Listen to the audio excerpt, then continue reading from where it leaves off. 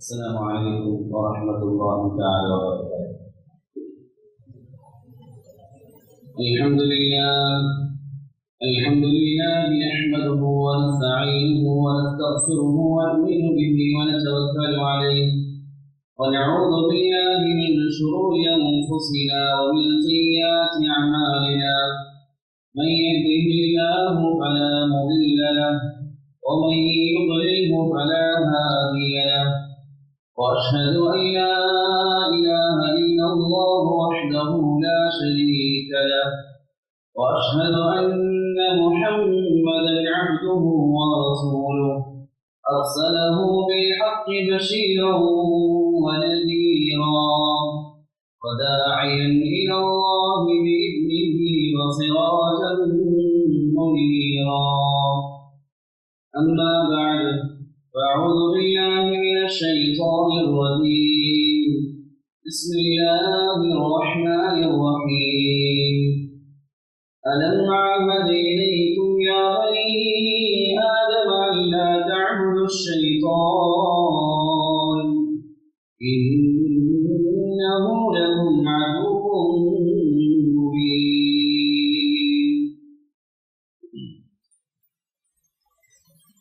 الله سبحانه وتعالى നമ്മുടെ ജീവിതത്തിൽ വന്നുപോയ മുഴുവൻ പാപങ്ങളും പുറത്തു ലഭിക്കുമാറാകട്ടെ. ബാക്കിയുള്ള ജീവിതം അല്ലാഹുവിനെ തൃപ്തിപ്പെടുത്തി ജീവിക്കുവാനും മരണപ്പെടുമ്പോൾ പരിശുദ്ധമായ എഴുതി ചൊല്ലി മരണപ്പെടുവാനും അല്ലാഹു തൗഫീഖ് നൽകി അനുഗ്രഹിക്കുമാറാകട്ടെ. ബഹുമാനമുള്ള മുഅ്മിനീങ്ങളെ, സഹോദരന്മാരെ, മനുഷ്യരായ നമുക്കെല്ലാവർക്കും ഈ ലോകത്ത് ധാരാളം മിത്രങ്ങളുണ്ട്, സ്നേഹിതന്മാരുമുണ്ട്.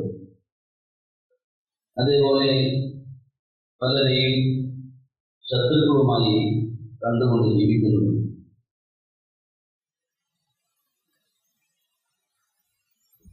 ചിലരെ സ്നേഹബന്ധത്താൽ സ്നേഹിതരെ മനസ്സിൽ കൊണ്ടു നടക്കുന്നു. ചിലരെ ശത്രുക്കളെ മനസ്സിലാക്കി ശത്രുത മനസ്സിൽ കൊണ്ടു നടക്കുന്നു. എന്നാൽ പരിശുദ്ധമായ ഇസ്ലാം ഒരു മുസ്ലിം ആരോടാണ് മിത്രമാകേണ്ടത്, ആരെയാണ് തന്റെ മിത്രമാക്കേണ്ടത്, ഒരു മുസ്ലിം ആരെയാണ് ശത്രുവാക്കേണ്ടത്, ആരോടാണ് ശത്രുത വെക്കേണ്ടത്, ഇതെല്ലാം വളരെ വ്യക്തമായി നമ്മെ പഠിപ്പിക്കുന്നു. വിശുദ്ധ ഖുർആനിൽ അല്ലാഹു തആല ഓരോ മുസ്ലിമും ശത്രുവായി കാണേണ്ട ആരെല്ലാം ഉണ്ട് എന്ന് വ്യക്തമാക്കുന്നു. അവരെ കുറിച്ച് ഖുർആൻ അദു, ഇതിന്റെ ശത്രു എന്ന് പരിചയപ്പെടുത്തുന്നു. അതിൽ ഏറ്റവും ഗൗരവമുള്ള ശത്രു, മുസ്ലിം തന്റെ ഏറ്റവും വലിയ ഗൗരവമുള്ള ശത്രുവായി കാണേണ്ടത് ഒരൊറ്റ വ്യക്തി, അവരൊറ്റ ആളെയാണ്. അത് ഇബ്ലീസാണ്, ശൈത്താൻ. ഖുർആനിന്റെ ധാരാളം ആയത്തുകളിൽ ആവർത്തിച്ച് അല്ലാഹു തആല ഇത് ഓർമ്മപ്പെടുത്തുന്നു. إن الشيطان لكم عدو فاتخذوه عدوا إنه عدو مضل مبين إن الشيطان للإنسان عدو مبين. ഖുർആനിലെ പല ആയത്തുകളിലൂടെ നമ്മുടെ മനസ്സിൽ ശത്രുവാണെന്ന ബോധ്യം എപ്പോഴും നിലനിൽക്കാൻ വേണ്ടി ശൈത്താനെ സംബന്ധിച്ച് അല്ലാഹു തആല ആവർത്തിച്ച് അവൻ അദുവാണ്, ശത്രുവാണെന്ന് അവർ പറയുന്നു. ഉലമാക്കൾ എഴുതിയിട്ടുണ്ട്, മുഅ്മിന് പ്രധാനമായും 4 ശത്രുക്കളാണ്. ഒന്ന് ഇബ്ലീസാണ്, ശൈത്താനാണ്. 2 അവന്റെ നഫ്സാണ്, തിന്മയിലേക്ക് ക്ഷണിക്കുന്ന ശരീരമാണ്. 3 അവനെ തിന്മയിലേക്ക് കൊണ്ടുപോകുന്ന മോശമായ കൂട്ടുകാരനാണ്. 4 അവന്റെ മോശമായ ചുറ്റുപാടാണ്, അല്ലെങ്കിൽ അവന്റെ അറിവുകളാണ്. ഇത് ഏറ്റവും പ്രധാനപ്പെട്ട ശത്രു അല്ലാഹു തആല കരാർ ചെയ്തു. അലം അഅഹദ് ഇലൈക്കും യാ ബനി ആദം അല്ലാ തഅബുദു ശൈത്താൻ ഇന്നഹു ലക്കും അദുവ്വുൻ മുബീൻ. ആരംഭത്തിൽ അല്ലാഹു തആല ഉണർത്തി, നിങ്ങളെ തിന്മയിലേക്ക് വഴികളിൽ കൊണ്ടുപോകുന്ന നിങ്ങളുടെ യഥാർത്ഥ ശത്രു പിശാചാണ്. മാത്രമല്ല അവനോട് ശത്രുത ഹൃദയത്തിൽ നിലനിൽക്കാൻ വേണ്ടി അള്ളാഹു തആല ഇങ്ങനെയും വിശുദ്ധ ഖുർആനിൽ അള്ളാഹു തആല പറഞ്ഞു, നിങ്ങളുടെ മാതാപിതാക്കൾ, നിങ്ങളുടെ പിതാവ് ആദം നബിയെ സ്വർഗ്ഗത്തിന് പുറത്തു പോകാൻ കാരണം ഷാജ. അതുകൊണ്ട് അവൻ നിന്റെ പിതാവിനെ പുറത്താക്കിയതുപോലെ നിങ്ങളെയും സ്വർഗ്ഗത്തിന് പുറത്താക്കരുത്. എന്നിട്ട് അള്ളാഹു പറഞ്ഞു, എങ്ങനെ ഏത് അവസ്ഥയിൽ നിന്റെ പിതാവിനെ അവനാക്കി? അവരുടെ വസ്ത്രം ഇല്ലാതായി അവർ നഗ്നരാകുന്ന അവസ്ഥയിൽ നിന്റെ പിതാവ് ആകാനുള്ള കാരണം പിശാചാണെന്ന് അള്ളാഹു വ്യക്തമാണ്. പിശാചിനുള്ള ശത്രുത ഒരു മുസ്ലിമിന്റെ ഹൃദയത്തിൽ എപ്പോഴും നിലനിൽക്കാൻ കൂടാൻ വേണ്ടി നമ്മുടെ മാതാപിതാക്കൾ ആരെങ്കിലും വിവസ്ത്രരാക്കി നഗ്നരാക്കി എന്നറിഞ്ഞാൽ നമ്മുടെ രക്തം തുറക്കും, ശത്രുത കൂടും. ഇപ്പോൾ നിങ്ങളുടെ പിതാവിനെ വസ്ത്രമില്ലാതാക്കിയ നഗ്നമില്ലാതാക്കിയ അതിന്റെ ശത്രുവാണ് പിശാച് എന്ന് അല്ലാഹു ഖുർആനിൽ വളരെ വ്യക്തമായി ഓർമ്മപ്പെടുത്തുന്നു.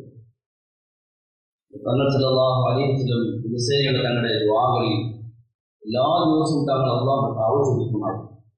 അല്ലാഹുമ്മ ഇന്നി അഊദു ബിക മിൻ ശർരി നഫ്സി വശർരി ശൈത്വാനി വശർക്കി വഅൻ അഖ്തരിഫ അലാ നഫ്സി സൂഅൻ അവ അദ്റഹു ഇലാ നഫ്സി. സല്ലല്ലാഹു അലൈഹി വസല്ലമയുടെ എല്ലാ ദിവസമുള്ള പ്രഭാത ദുആകളിൽ താവൂദിക്കുന്ന കൂട്ടത്തിൽ ജനങ്ങൾ പ്രധാനമായും താവൂദിക്കുന്നതായിരുന്നു ശൈത്താന്റെ ഉപദ്രവത്തിൽ നിന്നും, പിശാചിന്റെ ദുർബോധനത്തിൽ നിന്നും, പിശാച് തിന്മയിലേക്ക് ക്ഷണിക്കുന്നതിൽ നിന്നും എല്ലാ ദിവസവും അല്ലാഹു താവൂദിക്കുന്നു. അത്ര വലിയ ഗൗരവത്തിൽ നാം ചിന്തിക്കേണ്ട ശത്രുവാണ് പിശാച്. നാം റാസി റഹ്മത്തുള്ളാഹി അലൈഹിയുടെ മേൽനിന്ന് പിശാച് ശത്രു എത്ര ഗൗരവമുള്ള ശത്രുവാണ്. നിന്റെ ദുനിയാവിലെ ശത്രുക്കൾക്ക് ഒരു പക്ഷേ നീ എന്തെങ്കിലും കൈക്കൂലി കൊടുത്താൽ, ഹദിയ കൊടുത്താൽ, സമ്മാനം കൊടുത്താൽ ശത്രുവായ വ്യക്തി നിന്റെ മിത്രമായി മാറിയേക്കാം. എന്നാൽ നീ എന്തെല്ലാം കൊടുത്താലും ഒരിക്കലും മിത്രമാകാത്ത ഒരു ശത്രു ഉണ്ടെങ്കിൽ അത് പിശാച് മാത്രമാണ് എന്ന് നാം റാസി റഹ്മത്തുള്ളാഹി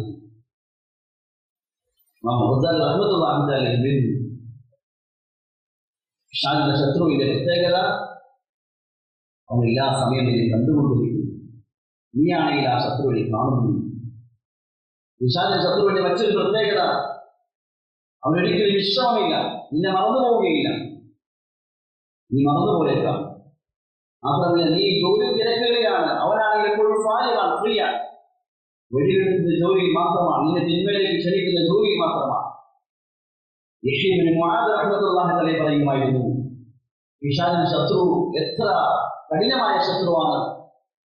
നിനക്ക് ആദ്യമായിട്ടാണ് നീ അവനെ കണ്ടുമുട്ടുന്നതെങ്കിൽ അവൻ പലരെയും കണ്ടുമുട്ടിയവൻ. നിന്നെ പോലെയുള്ള ആയിരക്കണക്കിന് മനുഷ്യരെ ചതിച്ചവനാണ്. വലിയ വലിയ ബുദ്ധിമാന്മാരെയും വലിയ വലിയ ഈമാനിന്റെ ആളുകളെയും വഞ്ചിച്ചവനാണ്. ധാരാളം പരിചയമുള്ളവരാണ്. എനിക്ക് ആദ്യത്തെ അനുഭവമായിരുന്നു, പക്ഷെ അവൻ ധാരാളം പരിചയമുള്ളവനാണ്. മാത്രമല്ല അവനെപ്പോഴും സഹായിയുണ്ട്. നഫ്സ് അവന്റെ സഹായിയാണ്. അവനെ ക്ഷണിക്കുന്ന തിന്മയിലേക്ക് നഫ്സും പ്രേരിപ്പിക്കും. അവരുടെ ഏറ്റവും കടുത്ത ശത്രുവായി പിശാചിനെ നീ കാണണം. ജമാഅത്ത് ധാരാളമായി അവർ അബൂ ഹുറൈറ റളിയല്ലാഹു തആല പ്രധാനപ്പെട്ട സഹാബാക്കളുടെ കൂട്ടത്തിൽ ജീവിതം മുഴുവൻ ദീനിനു വേണ്ടി, ദീൻ പഠിക്കാനും പഠിപ്പിക്കാൻ ചെലവഴിച്ച സഹാബിയാണ്. സഹാബാക്കളുടെ കൂട്ടത്തിൽ ഏറ്റവും കൂടുതൽ ഹദീസുകൾ റിപ്പോർട്ട് ചെയ്ത സഹാബിയാണ്. ജീവിതത്തിന്റെ നല്ലൊരു സമയം ദീനോട് ചെലവഴിച്ച സഹാബിയാണ്. അദ്ദേഹം പറയുമായിരുന്നു, അൻസാരികളായ സഹാബാക്കൾ കൃഷിസ്ഥലത്തേക്കും മുഹാജിരികൾ കച്ചവടത്തിന് പോകുമ്പോൾ ഞാൻ എന്റെ രാത്രിയും പകലുമെല്ലാം തങ്ങളുടെ കൂട്ടത്തിൽ തന്നെ ഉണ്ടാകുമായിരുന്നു. ഞാൻ സുഫയിൽ ഉണ്ടാകുമായിരുന്നു ജീവിതങ്ങളെ ദീൻ പഠിക്കാൻ വേണ്ടി. അങ്ങനെ ജീവിതം മുഴുവൻ ദീനു വേണ്ടി കൊടുത്ത സഹാബി അബൂ ഹുറൈറ റളിയല്ലാഹു അൻഹു അദ്ദേഹം പ്രായമായപ്പോൾ എപ്പോഴും സിനയിൽ നിന്നും അല്ലാഹുവിനോട് കാവൽ ചോദിക്കുമായിരുന്നു. കൂട്ടുകാർ ചോദിച്ചു, അല്ല അബൂ ഹുറൈറ, നിങ്ങൾ ഇത്രയും പ്രായമായി, മാത്രമല്ല നിങ്ങളുടെ ജീവിതമെല്ലാം ദീനിന്റെ വഴിയിലായിരുന്നു.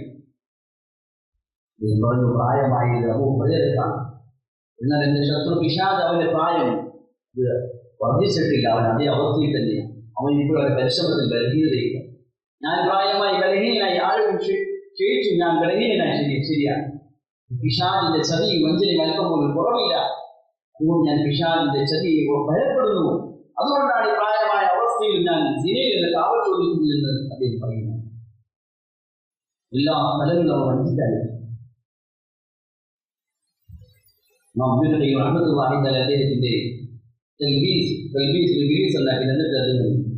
മൂസ നബി അലൈഹിസ്സലാം തൂർ സിനയിൽ അല്ലാഹുവുമായുള്ള മുനാജാത്തിന് വേണ്ടി പോയ സമയം ആ സമയത്ത് അവിടെ ഇബ്ലീസിനെ കണ്ടുപോയി. മൂസ നബി ചോദിച്ചു, നീ ഇവിടെ വന്നിരിക്കുകയാണ്, ഞാൻ അല്ലാഹുവുമായി സംസാരിക്കാൻ പരിശുദ്ധമായ മലഞ്ചെരുവിൽ ഇവിടെ വന്നിരിക്കുകയാണോ? പിശാചിനെ സംബന്ധിച്ച് ഒരിക്കലും നബിമാരെ വഴികെടുത്താൻ സാധിക്കില്ല. അത് മാസൂമികളാണ്. പക്ഷെ അവിടെയും മാസൂമികളായ പ്രവാചകന്മാരെ പോലും വഴികെടുക്കാമെന്ന പ്രതീക്ഷയുള്ളവരാണ്. ഇബ്ലീസ് പറഞ്ഞു മൂസ അലൈഹിസ്സലാമിനോട്, മൂസ, നിന്റെ പിതാവ് സ്വർഗത്തിലായിരുന്നപ്പോൾ പോലും എനിക്ക് നിരാശയില്ലായിരുന്നു. നിങ്ങളുടെ ഭൂമിയില്ല, അതുകൊണ്ട് എനിക്കൊരിക്കലും നിരാശയില്ല. നിരാശയില്ലാതെ നമ്മുടെ പുറകിൽ നാം ഏതെല്ലാം ദീനിയായി ഉയർന്നാൽ പോലും നമ്മളെ നിരാശയില്ലാതെ പുറകിൽ കൂടുതൽ ശത്രുവാണ്. എത്ര ദീനിന്റെ വിഷയത്തിൽ എത്ര ഉന്നത അവസരത്തിലാലും നീ എന്നെ പിശാച് ചതിക്കയില്ലാതെ എനിക്ക് ചിന്തിക്കാൻ സാധിക്കുകയില്ല. ലോകം കണ്ട ഉയർക്കളുടെ കൂടെ പ്രസിദ്ധനായ വലിയ ശക്തനായ ഈമാന്റെ ദഅവത്തിന്റെ ഉടമയായി അദ്ദേഹത്തിന്റെ സദസ്സുകളിൽ മനുഷ്യർ ധാരാളമായി ദീനിന്റെ കാര്യങ്ങൾ കേട്ട് തൗബ ചെയ്യുമായിരുന്നു. അദ്ദേഹത്തിന്റെ വാക്കുകളുടെ ശക്തി മകൻ അവരുടെ റഹ്മത്തുള്ളാഹിയുടെ വാക്കുകളുടെ ശക്തിയായിരുന്നു. മരിച്ചുപോയ ഹൃദയങ്ങളെ ജീവിപ്പിക്കാനുള്ള വാക്കുകളുടെ ശക്തിയുടെ ഉടമയായിരുന്നു അബ്ദുൽ ഖാദിർ ജീലാനി റഹ്മത്തുള്ളാഹി. അത്രയും വലിയ ശക്തമായ ദഅവത്തിന്റെ ഉടമയാണ് മകൻ റഹ്മത്തുള്ളാഹി. അദ്ദേഹം കിതാബ് എഴുതുന്നു, ഒരിക്കലും പ്രകാശ രൂപത്തിൽ അബ്ദുൽ ഖാദിർ ജീലാനി റഹ്മത്തുള്ളാഹി അടുക്കൽ പിശാച് ഒരു പ്രകാശ രൂപത്തിൽ ഇത് പറഞ്ഞു, അബ്ദുൽ ഖാദിർ, ഞാൻ നിന്റെ റബ്ബാണ്. എന്നിരിക്കുന്ന പ്രകാശ രൂപത്തിലാണ് പറയുന്ന വാക്കിത, ഞാൻ നിന്റെ റബ്ബാണ്. ഇന്നു മുതൽ നിനക്ക് ഹറാമാക്കിയതിനെ ഹലാലാക്കി തന്നിരിക്കുന്നു. പറഞ്ഞു, നീ ശപിക്കപ്പെട്ടവന, നിന്റെ റബ്ബൊന്നുമല്ല. കാരണം എന്റെ ഹബീബായ തങ്ങൾക്ക് ഹറാമായത് എനിക്കൊരിക്കലും ഹലാലാവും. നാം ചിന്തിക്കേണ്ട കാര്യം, ഇത്രയും വലിയ ഉയർന്ന സ്ഥാനത്തിൽ എത്തിയ അബ്ദുൽ ഖാദിർ ജീലാനി റഹ്മത്തുള്ളാഹി തആലയുടെ അടുക്കൽ പിശാച് വന്നു എങ്കിൽ നമ്മെ പോലെയുള്ള ഇന്ത്യന്മാർ നമ്മുടെ മുന്നിൽ എന്തെല്ലാം തന്ത്രങ്ങളും ശരിയുമായി പിശാച്. ഐഷ റളിയല്ലാഹു അൻഹ പറയുന്നൊരിക്കൽ ഒരു രാത്രിയിൽ തങ്ങൾ സല്ലല്ലാഹു അലൈഹി വസല്ലം അടുക്കൽ കിടക്കാൻ വന്നു. എന്നിട്ട് വീട്ടിൽ തങ്ങൾ എണീറ്റ് പോയി. ഞാൻ കണ്ണു തുറന്നപ്പോൾ നബിയെ കാണാനില്ല. ഞാൻ തെറ്റിദ്ധരിച്ചു. ഞാൻ എണീറ്റ് പോയി, ഇതിങ്ങൾ എവിടെയാണ്? ഞാൻ പോയി നോക്കിയപ്പോൾ ഇതിങ്ങൾ ഖബർസ്ഥാനില്ല. തങ്ങളുടെ പ്രവാചകർക്ക് ദുആ ചെയ്യുക, ഞങ്ങൾ അല്ലാഹുവിനെ കരയുകയാണ്. ഞാൻ പെട്ടെന്ന് മടങ്ങി ഓടി വന്നു, എന്റെ വീട്ടിൽ മടങ്ങി വന്ന് കിടന്നു. തങ്ങൾ സല്ലല്ലാഹു അലൈഹി വസല്ലം വന്നപ്പോൾ എന്റെ അണപ്പ് കേട്ടു. ഞാൻ ഓടിയ ഓട്ടത്തിലാണ് ഞാൻ അണച്ചു വന്ന അണപ്പ് കേട്ടപ്പോൾ തങ്ങൾ ചോദിച്ചു, ആയിഷ, നിന്റെ അടുക്കൽ ശൈത്താൻ വന്നുവല്ലേ? ആയിഷ റളിയല്ലാഹു അൻഹ പറയും, എല്ലാ വ്യക്തികളുടെ അടുക്കൽ പിശാച് വരും, ശത്രുവാണ്. 4 നിരാശനങ്ങൾ. ഒരു മുഅ്മിൻ ഏറ്റവും കടുത്ത ശത്രുവായി കാണേണ്ടത് പിശാചിനെ. എപ്പോഴും അവന്റെ ചിന്തയുണ്ടാകണം, എപ്പോഴും അവൻ കരുതിയിരിക്കണം, ജാഗ്രതയുണ്ടാകണം തന്റെ ശത്രുവായ പിശാചിനെ കുറിച്ച്. എഴുതിയിട്ടുണ്ട്, ചിലപ്പോൾ അവൻ ഗുണകാംക്ഷയെ പോകും, അവന്റെ ചതി മനസ്സിലാവുകയില്ല. ചിലപ്പോൾ നാസിഹായി ഗുണകാംക്ഷയെ സമീപത്ത് വരും. ആദ്യ നബിയുടെ വഴി വന്നതുപോലെ സ്വർഗത്തിലായിരുന്നപ്പോൾ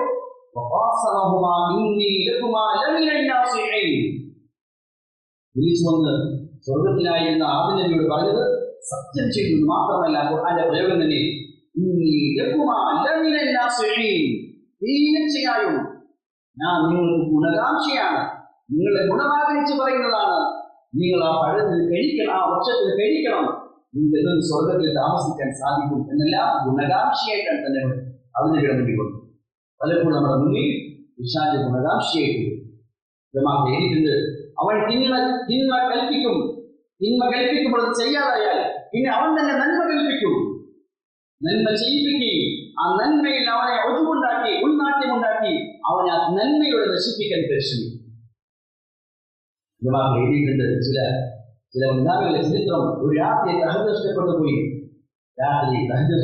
രാവിലെ എഴുതിയപ്പോൾ വിഷമം കാരണം അന്നത്തെ പകലെല്ലാം ഇബാദത്തിലായി കഴിഞ്ഞു.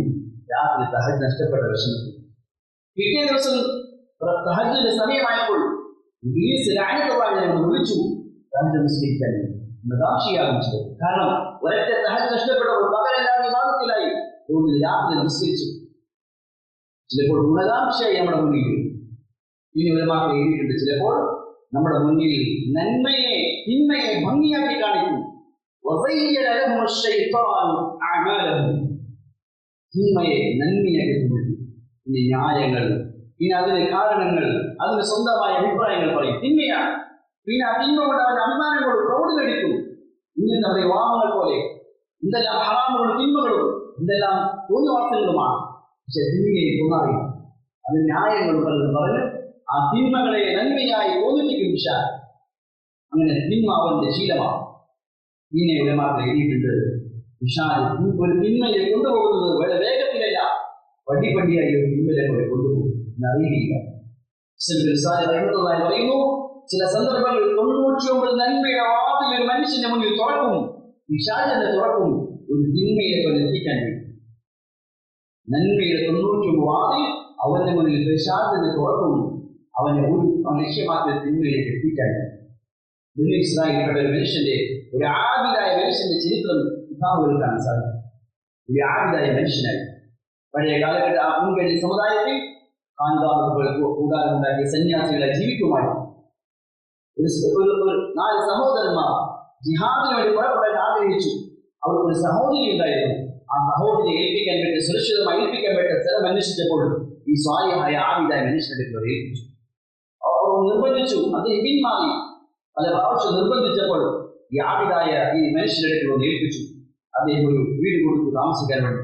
അല്പം ദൂരത്തിൽ ആ 4 പുരുഷന്മാരുടെ സഹോദരന്റെ സഹോദരിക്ക് വേണ്ടി ഭക്ഷണം ഉണ്ടാക്കി വെളിയിൽ വിളിക്കും. ആ സ്ത്രീ ഒന്ന് എടുത്തുകൊണ്ട് പോകും. പിന്നെ പിശാച് പതിയെ ഭക്ഷണം ഒരു സ്ത്രീ എന്തിനാണ് ഇവിടെ വരെ വരുന്നത്, ആ വീട് വരെ കൊണ്ടുപോയി കൊടുക്കും. പിന്നെ അടുത്ത സ്റ്റെപ്പ്, പിന്നെ അവിടെ 1-2 വാക്കുകൾ പറയും, ഒറ്റക്കല്ലേ വാക്കുകൾ പറയും. പിന്നെ അടുത്ത സ്റ്റെപ്പ് പിന്നെ ഒന്ന് മുഖം കണ്ട് സംസാരിക്കും. പിന്നെ കിതാബ് എഴുതുന്നുണ്ട്. പിന്നെ അവസാനം ആബിദായ സ്വാലിഹായ മനുഷ്യൻ ഹറാമിൽ സംഭവിച്ചു ആ സ്ത്രീയുമായി. പിന്നെ ഭയം വന്നു, ആ സ്ത്രീയെ കൊല ചെയ്തു. ഒരു ചെറിയ തിന്മയിൽ നിന്ന് വലിയ 2 പാപങ്ങൾക്ക് ആ മനുഷ്യനെ എത്തിച്ചു.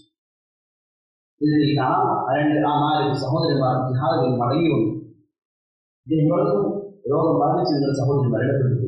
ഇദ്ദേഹത്തിലുള്ള ബന്ധക്കാരെ അവർ വിശ്വസിച്ചു.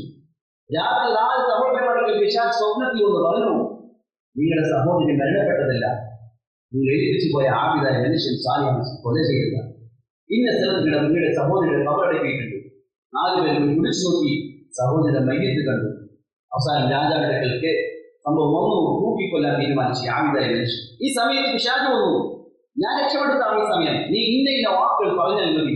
അങ്ങനെ ആ മനുഷ്യനെ കുഫ്രിന്റെ വാക്കുകൾ പറയിപ്പിച്ചു. ഹദീസ് കിതാബിൽ വരുന്നുണ്ട്, ആ മനുഷ്യൻ രക്ഷപ്പെടാൻ വേണ്ടി കുഫ്രിന്റെ വാക്കുകൾ പറഞ്ഞു.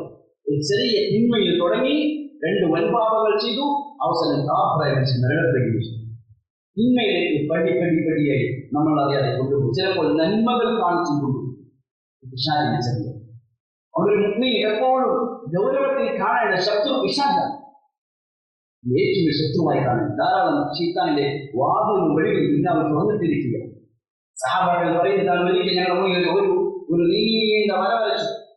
എന്നിട്ട് അതിന്റെ സമീപത്ത് ധാരാളം ചെറിയ വരകൾ വരച്ചു. എന്നിട്ട് തങ്ങൾ പറഞ്ഞ ഈ നീണ്ട വര ഇതാണ് സ്വർഗത്തിലേക്കുള്ള വഴി. പിന്നെ അവർ ഒരു വഴിയിലൂടെ സ്വർഗത്തിലേക്ക് പോകാം. ധാരാളം വഴികളുണ്ട്. എന്നാൽ സമീപത്ത് കാണുന്ന ധാരാളം വഴികൾ ഇത് പിശാചിന്റെ വഴികളാണ്.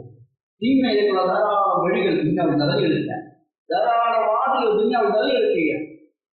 ഇന്നത്തെ കാലഘട്ടത്തിൽ തിന്മയ്ക്കുള്ള വാതിലുകൾ ധാരാളമായി നമ്മുടെ പോക്കറ്റിൽ സൂക്ഷിക്കപ്പെടുകയാണ്. നമ്മുടെ സമീപത്ത് തന്നെ ഒരു അവസാനം വരെ, മരണം വരെ ഒരു മുഅ്മിൻ, ഒരു മുസ്ലിം തന്റെ ശത്രുവായി ജാഗ്രതയോടെ കരുതേണ്ട ശത്രു പിശാചാണ്. മരണസമയത്തും അവന്റെ അവസാനമായി ചെടികളുണ്ടാകും. തങ്ങൾ സല്ലല്ലാഹു അലൈഹി വസല്ലം അല്ലാഹുവിനോട് ആവശ്യദിക്കുമായിരുന്നു, അല്ലാഹുമ്മ ഇന്നി അഊദു ബിക അൻ യതഖഫതനി അശ്ശൈത്വാൻ മിനൽ മൗത്ത്. അല്ലാഹുവേ, മരണസമയം പിശാചിന്റെ ദുർബോധനങ്ങൾ, പിശാചിന്റെ മേൽ ആധിപത്യം ചെലുത്തുന്നത് ആവുന്നു. മരണസമയത്താണ് പിശാചിന്റെ ഏറ്റവും ഫിത്നയും ചെടിയുണ്ടാകും. ചില മനുഷ്യർ നന്മകൾ ചെയ്ത് ജീവിക്കും. മരണത്തിന്റെ സമീപത്തെത്തുമ്പോൾ അവൻ ശൈത്താന്റെ ചെവിയിൽ കൂടി തിന്മയിലേക്ക് ബന്ധപ്പെടും. അങ്ങനെ തിന്മയിൽ മരണപ്പെടുകയും ചെയ്യും. ഏതൊരു തിന്മയാണോ ജീവിതത്തിൽ ശീലമാക്കിയത്, ഏതൊരു തിന്മയാണോ ജീവിതത്തിൽ കൂടുതലായി ശീലമാക്കിയതും കൂടുതലായി അവൻ ഇണങ്ങിച്ചേർന്നതും, ആ തിന്മ കൊണ്ട് തന്നെ അവന്റെ മരണസമയത്ത് പിശാച് വഞ്ചിക്കുന്നതാണ് എന്ന് വ്യക്തമാക്കുകയും. അള്ളാഹുവിൽ ഒരിക്കലും പിശാചിനെ വഞ്ചിച്ചു അവന്റെ ചതി കൊണ്ടാണ് തിന്മ ചെന്ന് രക്ഷപ്പെടാൻ സാധിക്കുകയും. അള്ളാഹു അതിനു മുമ്പേ പരിശുദ്ധ ഖുർആനിൽ വ്യക്തമാക്കിയ ചതിയെക്കുറിച്ച്, അവന്റെ ശത്രുവാണ്, അവന്റെ ചതിക്കും, അവന്റെ വഞ്ചന വലിയതാണ്. ബില്ലാഹിൽ ഗറൂർ. അവൻ ചതിയനാണ്, വഞ്ചകനാണ്, കരുതിയിരിക്കണം എന്നെല്ലാം പരിശുദ്ധ ഖുർആനിലെ ധാരാളം ആയത്തുകളിലൂടെ ഇതിനുള്ള രൂപത്തിന്റെ വാക്കുകളിലൂടെ നമ്മൾ ഉണർത്തിയിരിക്കുകയും ഒരിക്കലും ഞാൻ ആളുകൾക്ക് നഷ്ടപ്പെടുന്നത് ഇവൻ കാരണമായിട്ടാണ് ഒരിക്കലും പറയാൻ സാധിക്കുക.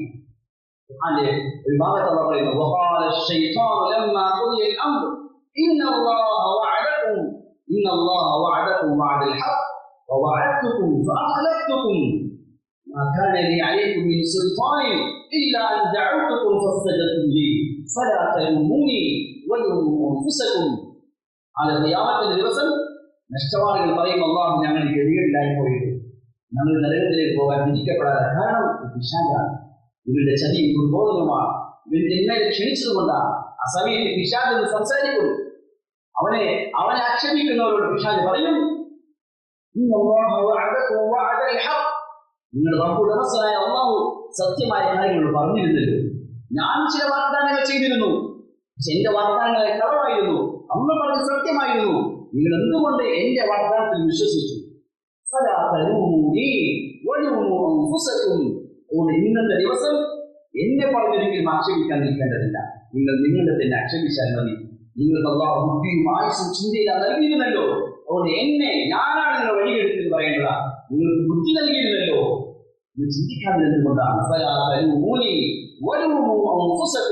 സ്വന്തത്തെ കുറ്റപ്പെടുത്തിയാൽ മതി എന്ന് വിശാലത്തിൽ പറയുന്നു. എല്ലാ സമയത്തും ജാഗ്രതയോടെ, കരുതലോടെ, പ്രതീക്ഷയോടെ അവരുടെ ചതിയെ കാത്തിരിക്കുന്നതാണ്. അല്ലാഹു തആല മുന്നിൽ ഒരു മുഅ്മിൻ നിഷ്കളങ്കമായി ആഗ്രഹിച്ച് അല്ലാഹുവോട് കാവൽ ചോദിച്ചാൽ തീർച്ചയായും അല്ലാഹു സഹായിക്കുകയും ചെയ്യും. എത്ര വലിയ ശത്രുവാണെങ്കിലും അല്ലാഹു പറഞ്ഞു ഇന്ന കൈദ ശൈത്താനി കാന ദഈഫ, അതിന്റെ ചതികളെല്ലാം എന്റെ മുന്നിൽ ചെറുത് തന്നെയാണ്.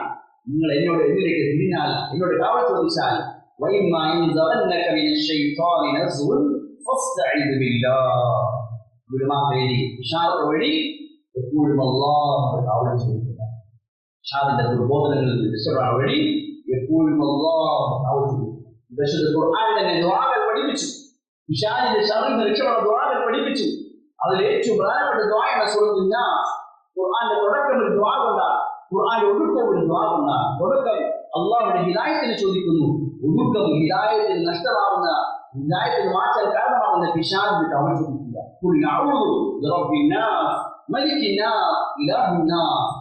അല്ലാഹുവിന്റെ മൂന്ന് സിഫാത്തുകൾ പറഞ്ഞുകൊണ്ട്, റബ്ബ്, ഇലാഹ്, മലിക്, ഉന്നതമായ അല്ലാഹുവിന്റെ മൂന്ന് സിഫത്തുകൾ പറഞ്ഞുകൊണ്ട് പിശാചിന്റെ ശബ്ദത്തെ താമസിപ്പിക്കാൻ ജീവിതത്തിൽ എപ്പോഴും ശീലമാക്കുന്ന സൂറത്താണ്. പറയുന്നു, ഒരിക്കൽ തങ്ങൾ സല്ലല്ലാഹു അലൈഹി വസല്ലമയുടെ കൂടെ ഞാൻ യാത്ര ചെയ്യുമ്പോൾ ഇത് നിങ്ങൾ പറഞ്ഞു, എനിക്ക് ഞാൻ ഖുർആൻ ഏറ്റവും ശ്രേഷ്ഠമായ സൂറത്തുകൾ പഠിപ്പിച്ചു തരാം. അവർ പറഞ്ഞു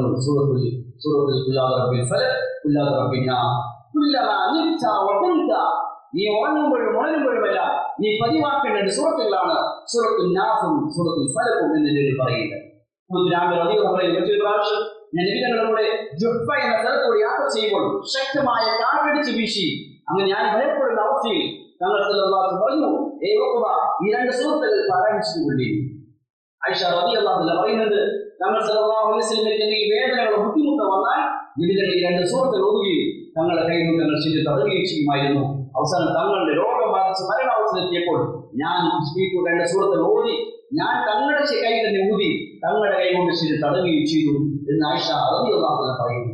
അത് ഹദീസിൽ തങ്ങൾ ഉറങ്ങാൻ വീട്ടിൽ വന്നാൽ ഈ മൂന്ന് സൂറത്തുകൾ, സൂറത്തുൽ നാസും സൂറത്തുൽ ഫലഖും സൂറത്തുൽ ഇഖ്ലാസും 3 പ്രാവശ്യം ഓതി എന്റെ ശരീരത്തിൽ തടവുമായിരുന്നു എന്ന് ഹദീസിലേക്ക് കാണുന്നു. അപ്പോൾ മുഅ്മിൻ പതിവാക്കേണ്ട, പിശാചിന്റെ ശർറിൽ നിന്ന് രക്ഷപ്പെടാൻ പതിവാക്കേണ്ട സൂറത്താണ് സൂറത്തുൽ ഇഖ്ലാസ്. അതുപോലെ ഖുർആനിൽ മറ്റു പല ദുആകളും റബ്ബി അഊദു ബിക മിൻ ഹമസാതി ശയാതീൻ വഅഊദു ബിക റബ്ബി അൻ യഹ്ദുറൂൻ. അല്ലാഹു തആല ഖുർആനിൽ മുഅ്മിൻ പതിവാക്കാൻ പഠിപ്പിച്ച ദുആയ. ഇതിനെ നബുവത്തെ നാവുകൊണ്ടും ധാരാളം ദുആകൾ പഠിപ്പിച്ചു മുഅ്മിൻ പതിവാക്കാൻ വേണ്ടി. അലി റളിയല്ലാഹു അൻഹു പറയുന്നത്, ഒരു മുസ്ലിം സുബഹി നമസ്കരിച്ച് അതേ മുസല്ലിൽ ഇരുന്നുകൊണ്ട് സൂറത്തുൽ ഇഖ്ലാസ് 10 പ്രാവശ്യം, ഖുൽ ഹുവല്ലാഹു അഹദ് എന്ന സൂറത്ത് 10 പ്രാവശ്യം പാരായണം ചെയ്താൽ വഇൻ ജഹദ ശൈത്താൻ, ശൈത്താൻ എത്ര പരിശ്രമിച്ചാലും അവനെ കൊണ്ട് പിൻവലിൽ ചെയ്യിപ്പിക്കാൻ സാധിക്കുകയില്ല എന്ന് അലി റളിയല്ലാഹു അൻഹു പറയുന്നു. അവനെ രക്ഷപ്പെടാനുള്ള വഴിയും ഈ പഠിപ്പിച്ചിട്ടുണ്ട്. പിന്നെ മറ്റൊരു മാർഗം ഹദീസിൽ വരുന്നുണ്ട്, എപ്പോഴും അവരുടെ ഹൃദയത്തിൽ അല്ലാഹുവിന്റെ സ്മരണ ഉണ്ടാവുക. മുഅ്മിന്റെ ഹൃദയം എപ്പോഴെല്ലാം അള്ളാഹുവിന്റെ സ്മരണയിലാണോ അവനൊരിക്കലും പിശാച് വെടിവിട്ടാൻ സാധിക്കില്ല. ഹൃദയ പിശാച് അവന്റെ മുമ്പ് ഒരു മുഖ്മിന്റെ ഹൃദയത്തിലേക്ക് കുത്തി പ്രവേശിച്ചിരിക്കുകയാണ്. എപ്പോൾ സ്വപ്നത്തിലാകുന്നോ ഉടൻ തന്നെ അവന്റെ ഹൃദയത്തിൽ പിശാച് പ്രവേശിക്കുന്നു. അങ്ങനെ അവന്റെ മേൽ ആധിപത്യം ചെയ്യുന്നു. എപ്പോഴാണ് അള്ളാഹുവിന്റെ സ്മരണയില്ലാതാകുന്നത്?